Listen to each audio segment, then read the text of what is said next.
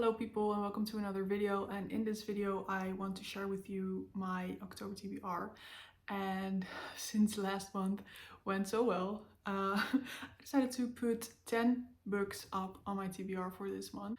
And even though we're already 2/3 into October and I've only read about 3 books yet, I'm still delusional enough to think that I can actually make this.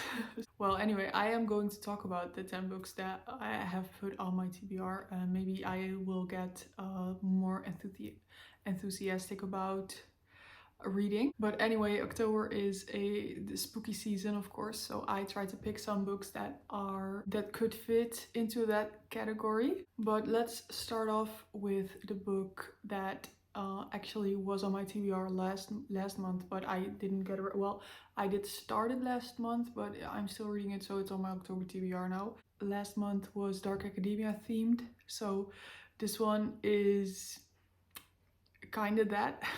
But the book I'm talking about is... I'm gonna have to flip my pile so that...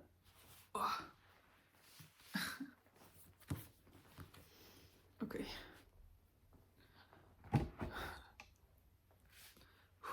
Okay, so that book, of course, is Fourth Wing by Rebecca Yarros, which I've actually already finished by now. This book is about dragons, and it's about a military school. And we follow Violet, who is going to this military school against her will. In this military school, people learn how to ride dragons, and 75% of all students of this school die before graduation because it's such a dangerous school. So it's very action-packed, it's very fun read. So would recommend this one for you to put on your TBR as well. It was very hyped up, so I was kind of afraid that I wouldn't like it as much as that people are saying that it's so good, and I just was afraid that the book wouldn't live up to the hype. But I really like this one, so would recommend you to pick it up as well. And there's some spice in this as well, and it's just a really quick fun read. Even though it's a thick book, it goes by really quickly because it's so action-packed. So the next book on the list is a thriller that I have heard a lot of good things about, and I want to get into this writer as well because I've never read a book by him ever.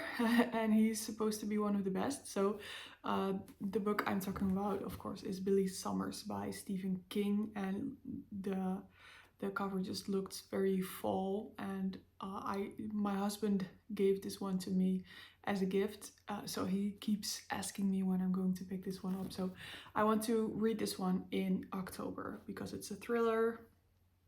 October is a thriller month, right? So this book is about a killer for hire who justifies him killing people for money because he only kills the bad people. It is what he's saying to himself, is what I am gathering. And this book follows him while he does his very last job, and everything is supposed to go wrong. So I'm very curious and very excited to read this one, not in the least because of the writer. I really want to see what Stephen King is all about. I've watched a lot of movies that are based around his books, which are always pretty good movies, so I'm guessing the stories are probably even better. So very excited for this one. It's also very... look at the flop. It's halfway there. It feels like a very good book to curl up with on a rainy day. So October should be the perfect month for that. So next up I have another thriller, which is Bright Young Women, which is a new release by Jessica Knoll. And this one is basically a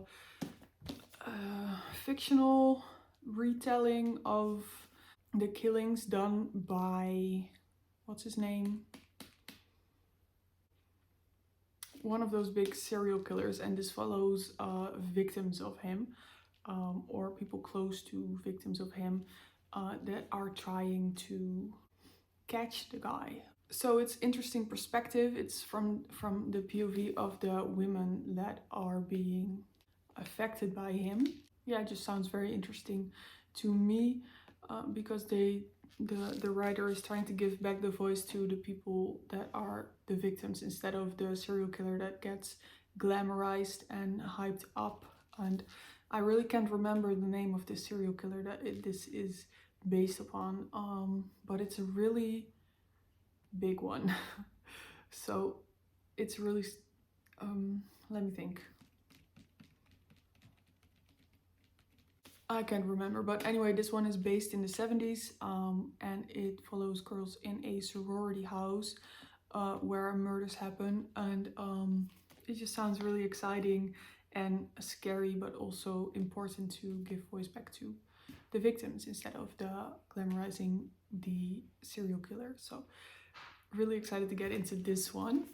It is kind of perfect that I don't remember his name, isn't it? It's exactly what the writer is making her point about. Like, we shouldn't think about this serial killer. We should think about the victims more. But anyway, to be able to make 10 books in a month, even though I couldn't even read 6 books last month, I thought it would be wise to put in some smaller books. And my sister-in-law actually provided me with some on my birthday, and I have put 2 of these books on my TBR for this month, and they're also very on theme, I think. So the ones I'm talking about are Frankenstein by Mary Shelley and The Strange Case of Dr. Jekyll and Mr. Hyde by Robert Louis Stevenson. So as you can see, especially this one, they're small books, they're tiny. I think this one's only 100 pages, this one's only 200 pages, so if I read these 2, I can get through them quicker than I could other books.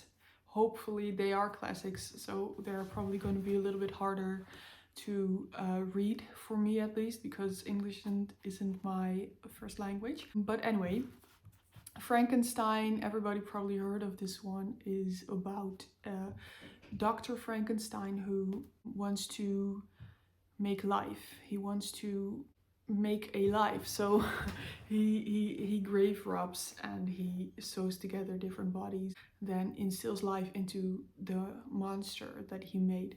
And this book follows that journey from Dr. Frankenstein's point of view, but we also hear from the monster of Dr. Frankenstein. So, well, Frankenstein is featured in a lot of movies and TV shows, and I've seen it come around a lot in pop culture. So I'm very curious to read this book. I'm very curious to see what this is all about, and yeah, very excited to read this one. And then The Strange Case of Dr. Jekyll and Mr. Hyde is not as, what's the word? This book is not as prominent in my life. It's not what I'm trying to say. I'm trying to say that I don't really know this story. Yes, that's what I'm trying to say. Dr. Jekyll and Mr. Hyde isn't a story that I've heard a lot about, so I don't really know a lot about it. I don't know exactly what it's about, but I believe that it's about Dr. Jekyll who makes another persona for himself, which is Mr. Hyde, and Dr. Jekyll is good and Mr. Hyde is bad, and stuff happens. So I'm curious to see what this one is about as well.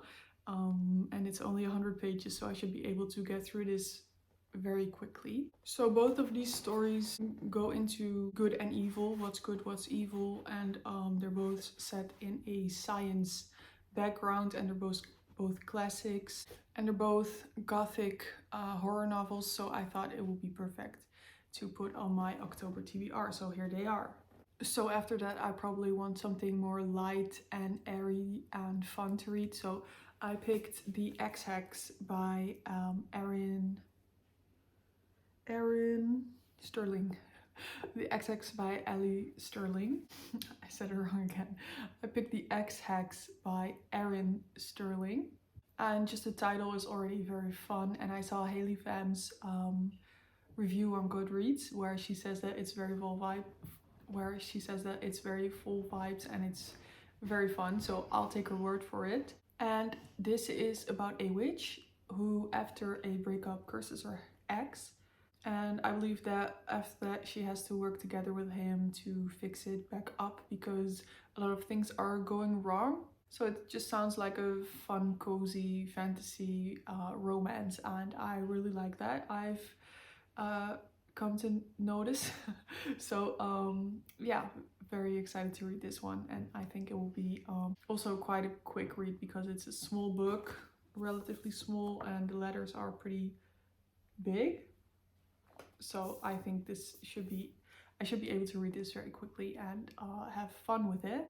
And next up, I picked another fantasy romance, but this one is, I believe, a dark romance, and it's a OG booktube book, and that is The Cruel Prince by Holly Black. This would be the first dark romance that I read, but I keep seeing TikTok videos about dark romance, and I'm getting very curious about the appeal of them. So I'm really curious to read a dark romance, and I thought I'd start light because I think this is a young adult novel, so I'm guessing that it would be a pretty light version of dark romance. So hopefully this is a kind of a easy way into dark romance. So this one is about a human girl who lives in a fae court, and she really wants to be one of them, and she does something to win a place at court. And that's actually all I know about it. And it might actually not be dark romance, but I do believe that I saw somewhere that it is. So we will see. I don't know, but I think it is dark romance. So it wouldn't be the first time that I'm wrong about the genre of a book, and I'm wrong about what a book is about before I read it. Yeah, I am very curious about this one. It sounds a bit like ACOTAR, which I did not enjoy. So hopefully this is a good replacement for that one, and hopefully this one I will enjoy. So anyway, there's 3 more books that I have to talk about. Yes, 3 more books, and I believe there is another cozy fantasy romance book, and that is the unfortunate side effects of heartbreak and magic by Brienne Randall. And this one is a new release that's being promoted as a cross between Practical Magic and Gilmore Girls. So if that does not scream autumn and cozy vibes to you, I don't know what does. I am pretty afraid that it is going to fall short of that particular classification, but because usually when they promote books in that way, like it's a cross between this and this, it usually isn't at all, but hopefully it will be close to those vibes.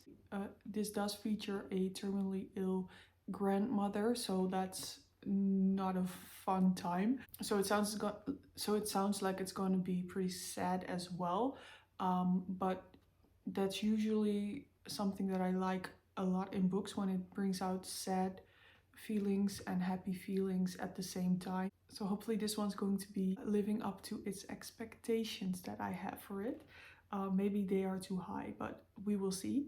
I don't know much else about the plot of this one, so I like to be surprised by my books. So anyway, next up I have one that's been in my bookcase for a lot of months, I think even over a year now, and I really want to get into it because it has very good ratings on Goodreads, and I've heard people say that it's their favorite book, and that one is The Name of the Wind by Patrick Rothfuss. Rothfuss? Yes, Patrick Rothfuss. Like I said, this is very well rated on Goodreads. It has 4.5 stars out of 1 million ratings, so this should be a very good book. I'm expecting that this will be very good, but it's also very thick, so that's keeping me off of reading it. And it also has small a small font. How many pages is this actually? Oh, it goes all the way to the back. 662 pages. So this is something that would take me a long while to get through, but I want to read it in October. It's a fantasy novel, and it's about a legendary person in this land, and he tells his life story from being an orphan to going to this very highly claimed magic school to being a king killer. And it said that it is a unreliable narrator, and it sounds like a very fun read. And as I said, people are saying that it's their favorite book, so I have high hopes for this one, and I am very excited to get into this one. But I am afraid to do it because it's such a thick book. The Name of the Wind is something that I am very excited to read. So the last one that I have on my TBR for October is a book that I bought solely based on the cover, and that is this one, God Killer, by Hannah Kaner. And look, oh, there was a bookmark. Look how beautiful this cover is, and it just looked unique. So I picked this one up without actually knowing what it's actually about. But this one follows a girl who kills gods, for as far as I know, and then she actually has to work together with a god being to kill another god, I believe, or she cannot kill. Wait, let me just read the back. It says, "You are not welcome here, God Killer. Kissen's family were killed by sea lots of a fire god. Now she's making a living killing gods and enjoys it. That is until she finds a god she cannot kill, Skadi. A god of white lies has somehow bound himself to a young noble, and they are both on the run from unknown assassins. Joined by a disillusioned knight on a secret quest, they must travel to the ruined city of Blenraden, where the last of the wild gods reside, to each beg a favor. Pursued by demons and in the midst of a burgeoning civil war, they will all face a reckoning. Something is rotting at the heart of the kingdom, and only they can be the ones to stop it." So, sounds fun. Very excited to get into this one as well. Usually fantasy novels don't really involve gods in this way. There are usually gods that are, like the gods that we know. You cannot see them, you don't know if they're actually there, type of stuff. This one deals with real gods that are really there. So yeah, it's just different kind of creatures that are out there, and that's really fun, and I'm very curious to get into this one. So that was my actual TBR for October. I still have another book that I wanted to talk about as kind of an honorable mention, which is this one. It's Grimm's complete collection of fairy tales, and look how beautiful this book is. Look, it's so beautiful. But yeah, I thought it would be a fun idea to just read a story a day, a bedtime story, if you will, and in that way get through this book. And I thought, well, that will be easily done in a month. There won't be much more stories than 30, right? Well, I was wrong. There's more than 200. So I'm going to just read a story a day, maybe 2 stories, and get through Grimm's complete fairy tale collection. I really love fairy tales. I've always loved fairy tales. I had a fairy tale book that was very thick and big with illustrations when I was young, and since then I've always just really loved fairy tales. So yeah, I'm really excited to read all these fairy tales from the Brothers Grimm. And that's it actually. Those are all the books that I had on my TBR for October. I don't know why I am this delusional to think that I can read 10 books even though I couldn't read even 6 books last month. Also, it's already 2/3 through October, but this is just the way I am. And there's a big stack of books and I'm going to try to read at least 10.